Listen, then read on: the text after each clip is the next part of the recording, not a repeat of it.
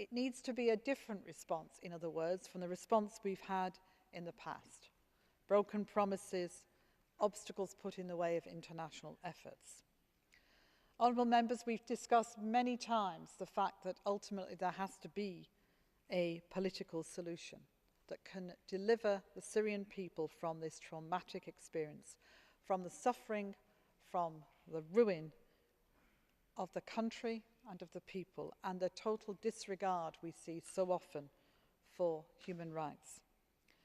It's extremely important that the plight of the refugees is not ignored, and that we continue to find not only ways of putting more resources at the disposal of the refugee population, but of finding better and smarter and quicker ways to provide the resources that are needed, especially to the people who are suffering inside the country.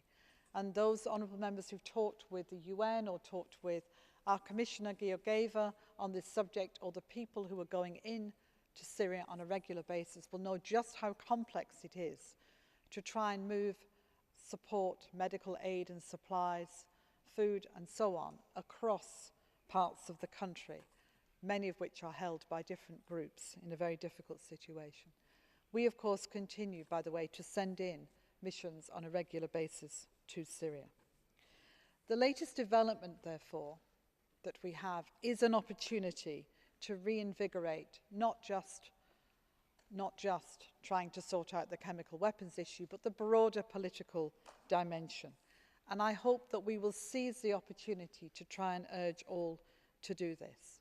We know that tomorrow Secretary Kerry will meet with Minister Lavrov in Geneva to try and work up exactly what this initiative might mean, to get into the detail of what would have to happen when and how and by whom.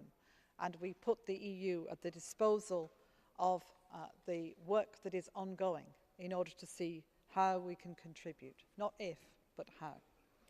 But it's also important to try and move ahead and get this peace process moving.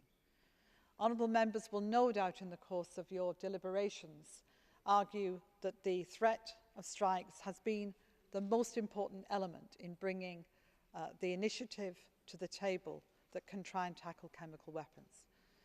Whatever your view, the reality is that this is a moment to try and pull towards the process that is so necessary to find the political solution. And we need to engage with all partners, as we are doing, to find ways to achieve that. We will continue to work to that end. But I've also mentioned the ongoing humanitarian disaster. We've already provided €1.3 billion between the institutions of the European Union and Member States. But honourable members will know too that the UN estimates that much, much more is going to be needed. And we need to prepare for the end of this conflict and the rebuilding of a nation which by many figures is 70% or so destroyed.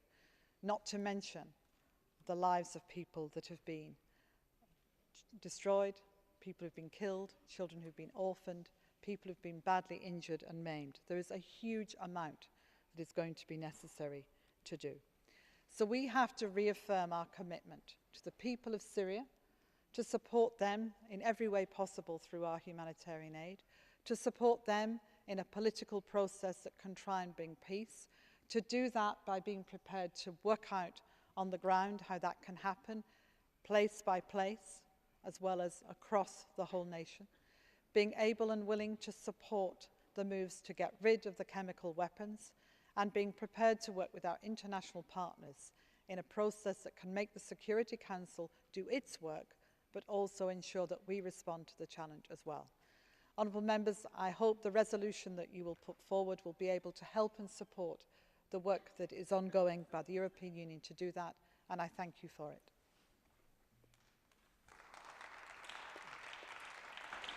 Grazie.